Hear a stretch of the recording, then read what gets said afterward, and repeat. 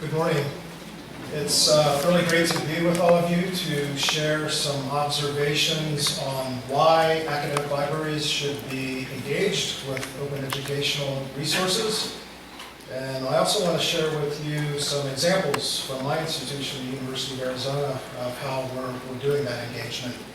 And I think that engagement applies equally to online distance education as well as in-person instruction.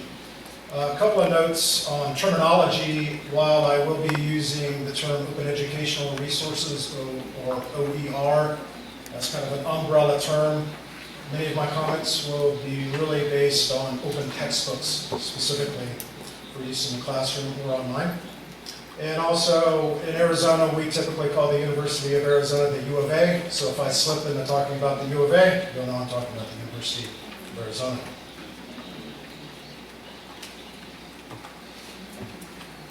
So first let's start, well, what's the problem with traditional textbooks? Textbooks that students buy to use in their classes. It's really about barriers to access that are based on affordability. And in our view, a lack of affordability leads to unequal access to information and to education. And to state the obvious, students can't learn from books they can't afford to buy. And so when we work with faculty members to get them to really think about this, we emphasize that textbooks or course materials that are used for learning within the classroom, are the one element of the cost of higher education that the professor actually has complete control over. Tuition, housing, fees, faculty, librarians have very little control over. What's assigned in the class and the cost of what's assigned is very much in control of the professor, and that actually is quite a revelation to some of our professors who really haven't thought about it that way. So it's really about trying to increase access and learning through increasing affordability.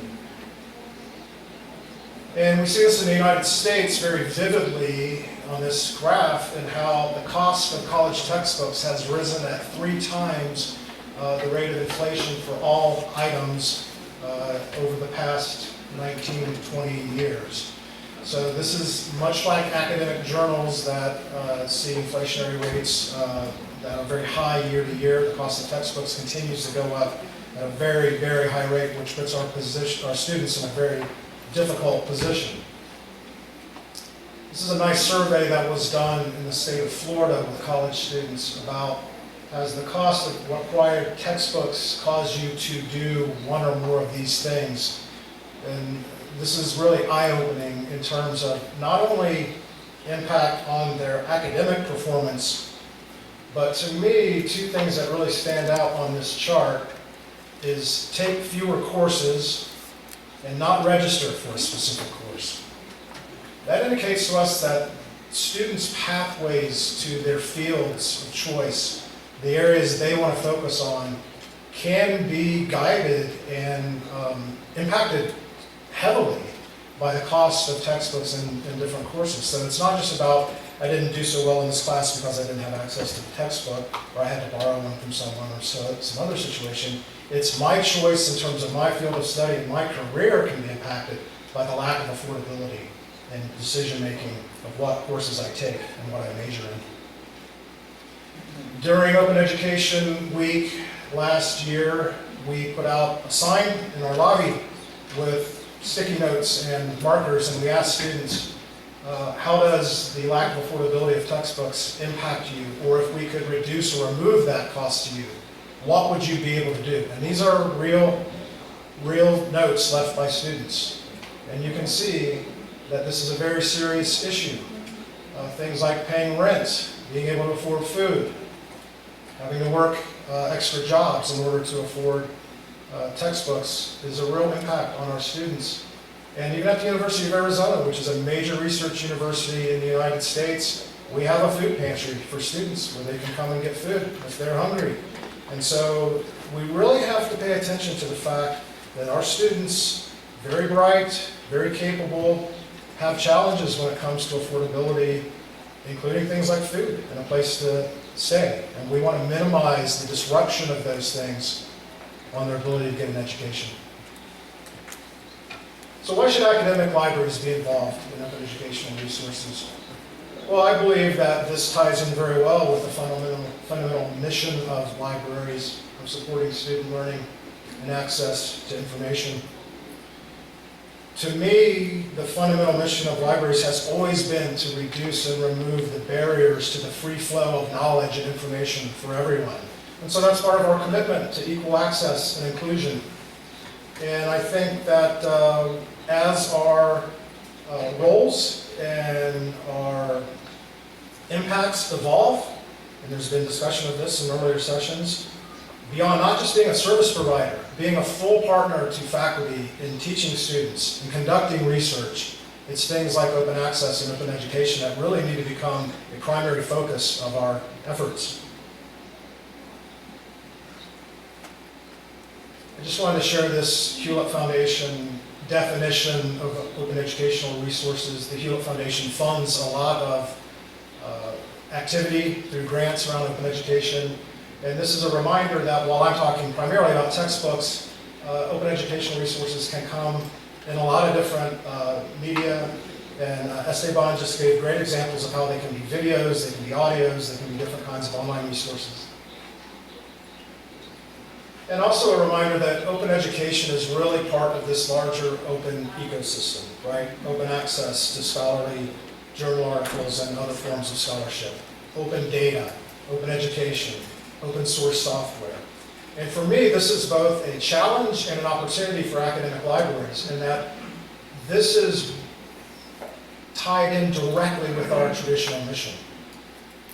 But there's a lot of work to be done here, and we have limited resources. So at the University of Arizona Libraries, we're heavily engaged in all four of these areas, but we also recognize we have limited resources, limited personnel who have to be strategically applied. And so we try to be a catalyst in all four of these areas as a comprehensive strategy, and not just approach open education, open access, open data as separate things, but part of a larger commitment to removing barriers to the access to knowledge and information. So what are the benefits of open educational resources? Well, clearly equal access can be provided without regard to financial capabilities if there's no cost to being able to access the information. Another thing that I think is really important is that open educational resources are customizable by instructors. They're not copyrighted. So instructors can add content, they can take content out, and so there's an ability to make them very up to date and to customize them according to the instructor's desires. Also, with open textbooks and open educational resources, there are myths out there that if it's free to access, it must be low quality, just like some open access journals have that myth associated with them. So that's an important thing to address, that actually open educational resources can be peer-reviewed and can be just as high quality as traditional purchased textbooks. And then, of course, there's potential reuse by instructors and students around the world, so this is very much a global commitment in terms of open education. So let me share a few examples of how the University of Arizona Libraries are engaged with this area. First and foremost, over the last 3 or 4 years, we've had a librarian whose sole focus is open educational resources, Cheryl Coulier. She was very helpful to me in creating this presentation, which reflects a lot of her efforts. So we have invested in a position that just works on this with our faculty. And some of the areas she works on are integration into the curriculum, creation of OER by our faculty, course-driven ebook acquisitions. I'm going to talk in more depth on that in a moment, and Z degrees, another concept that I'll get into in more detail in a few minutes. With integration, it's working with faculty members, one, to make them aware of the problem, aware that they do have a choice and that there are open educational resources available out there. And so it's working one-on-one with faculty members as a consultant, as a peer, as a collaborator to help them figure out this problem. So we do that one-on-one. We also host workshops in which we pull groups of faculty together to orient and educate them, empower them. And one of the future directions that I hope we're able to take in conjunction with our new provost is, could she provide funding that allow faculty what we call course time buyout to revise their syllabi for OER integration. And course time buyout basically for us means money is given to pay another qualified instructor to teach that person's class for the semester. Then they take the time they would have spent teaching that class and dedicate it to redesigning the course to be based on open educational resources. And of course, as part of our educational efforts, we have a website that we can direct faculty to where they can find on their own, which explains all the different services and resources we have in this area. One of the biggest challenges with faculty we found is, okay, I'm interested, but where do I find these things? How can I find out for my courses, for my field, are there open educational resources available? The good news is there's a lot of different websites out there that can show you. The bad news is there's a lot of different websites out there who can show you. So it can be very confusing and hard to navigate. So we try to steer them towards some of the better options, and one for us is the Open Textbook Library. This is managed by the University of Minnesota, and it pulls in links to open educational resources and textbooks that are hosted all over the world. They have to be peer-reviewed for a level of quality before they'll be included in the online library. But I wanted to use this example to show you that there are Spanish language textbooks included in the library. And another nice thing is you can see reviews here. So this has 12 reviews with stars and some descriptive, just like a restaurant or a bar or any place you want advice on. Is this place worthwhile or not? People come, they look at the book, they leave a review. And although you can't see it here, there are some reviews for this particular title in Spanish as well. So check out the Open Textbook Library if you want to know more about how this works. Then, of course, we also encourage creation of OER by our faculty members. This can take a variety of forms. As I mentioned, it could be online modules or tutorials. It could be videos, audio clips. It can be very time intensive depending on how complex you want to be technologically. I've worked with some faculty members who really want to do an online textbook that's open, but they don't want to just do words and images. They want to do interactive features. They want to do animations and audio, and that can be complicated, especially for faculty members and in some cases librarians. We don't have those technical skills, but that's an opportunity to bring in other partners like university presses. The University of Arizona Press is part of our library organization. Instructional designers. So you can bring together a team to develop online open educational resources, and then the benefit is not only to that instructor's courses, it's to the entire world who can then reuse that material. And again, I hope a future direction would be that the provost, for us, would fund not only integration into the curriculum, but course buyout time to actually create open educational resources. Now this is a little bit of a different direction, but I want to share this with you because while our goal may be no textbook costs out of pocket for students, OER isn't available for every single course that's being taught. And so our ambition is where we can't remove the cost to reduce the cost. And so this program, basically our bookstore gets a list of all the assigned books a semester ahead of time, and that bookstore then shares that list with us. And our librarians look to see, one, do we have an ebook version available? And if so, is it multi-user, meaning all the students could use it at once if they wanted to? If we don't, is one available that we could purchase? And if it is, we go out and we purchase it. In this way, the library is buying and providing access, and it costs money, for these multi-user ebooks, but the students aren't paying anything out of pocket. And so the thing that we do next is we communicate that out to the professor and the students. So they're all aware this is available through the library. The students, of course, are free. If you want to buy a print or an online version yourself, you have the freedom to do that, but just be aware that you can access the version through the libraries at no cost directly to you. What we have on the screen are a few examples of this. And of course, many of the texts that are assigned in courses aren't traditional textbooks. They're scholarly monographs on a topic that are written by different professors, and in many cases, these are available as ebooks online. Z-degrees is a phenomenon in at least the United States that stands for zero textbook costs throughout the degree program. So this means the student coming into the degree program understands from day one, I will have no cost to me out of pocket in all the courses within this program. This is most common at community colleges where we have 2-year degrees. And so again, zero textbook costs. And not only does the data and the analytics showed that the students do better in terms of completion of the degree program, in terms of grades within the courses. This is a great strategy for attracting students, for bringing students in, for recruiting students, because they come in and they say, if I can know right off the bat, I have no cost extra to me, this is more attractive to me than the alternative at another university where I know I'm going to have significant costs out of pocket. At research libraries like the University of Arizona Library, we're now starting to investigate this. So 2 of our colleges are working with us right now to see if we can implement the Z degree program for a 4-year degree within those colleges, and we're hopeful with our strong collaborators that we will be able to launch that within the next year or 2.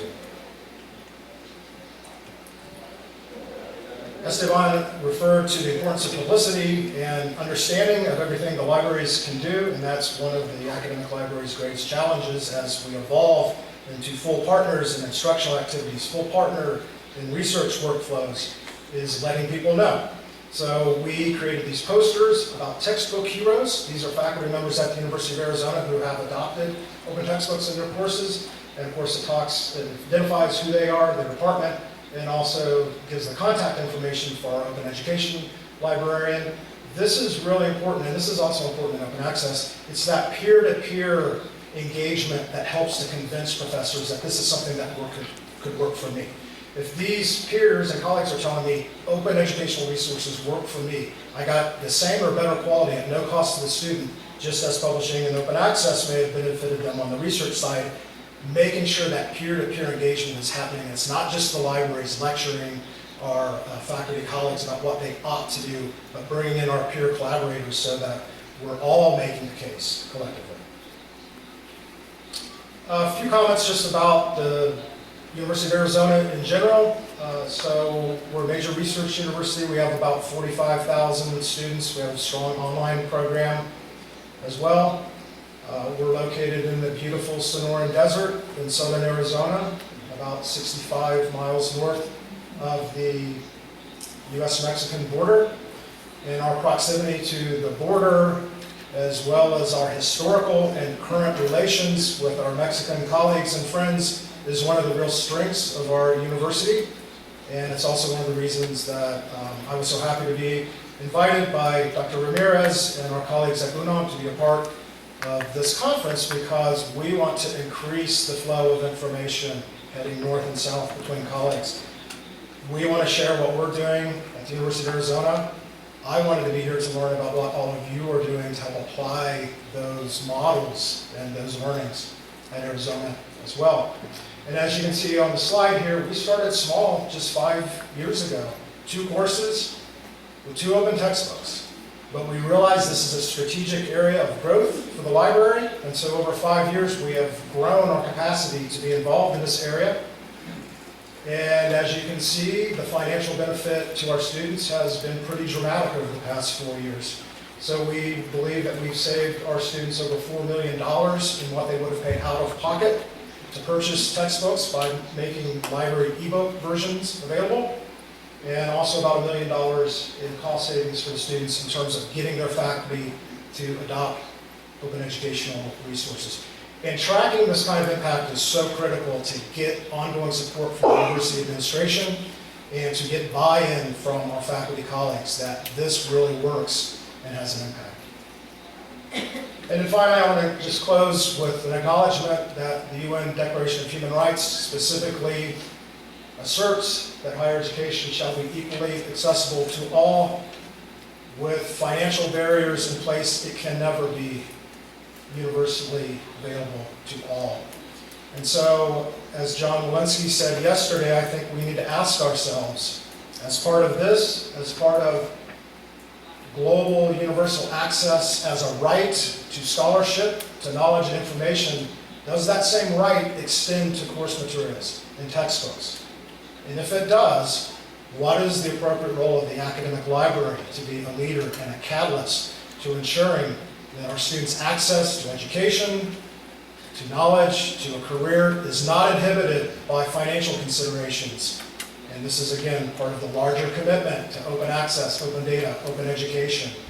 And so we really believe that this needs to be a global commitment that's happening in a very collaborative way at individual institutions as well as across countries, regions, and the globe. Thank you.